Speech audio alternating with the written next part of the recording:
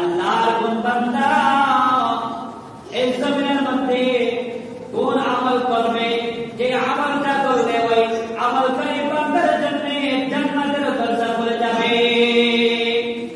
অনেক আমল আছে, তার মধ্যে থেকে বড় দুইটা আমল, একটা হলো ওযু করে কালিমাতুশ শাহাদা পাঠ করা। বলেন সুবহানাল্লাহ।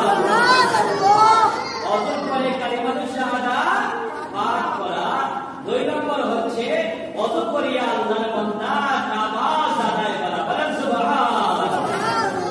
আর রাসূল সাল্লাল্লাহু আলাইহি ওয়াসাল্লাম হাদিস শরীফের মধ্যে ইরশাদ করিয়াছেন, মিফতাহুল জান্নাতিস সালাহ,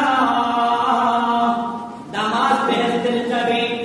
নামাজ বেহেশতের চাবি। তাহলে আপনার জান্নাতের দরজা খোলার জন্য অনেক আমল আছে, তার মধ্যে থেকে বিশেষ দুইটা আমল, একটা হচ্ছে ওযু করে কালিমাতুশ শাহাদা, আশহাদু আল্লা ইলাহা ইল্লাল্লাহু ওয়াহদাহু লা শারীকা লাহু ওয়া আশহাদু আন্না মুহাম্মাদান আবদুহু ওয়া রাসূলুহু, আল্লাহুম্মা জাআলনি মিনাত তাওয়াবিন ওয়া জাআলনি মিনাল মুতাতাহহিরিন। এই দোয়া যে ব্যক্তি পড়বে, পাঠ করবে, ওই ব্যক্তির জন্য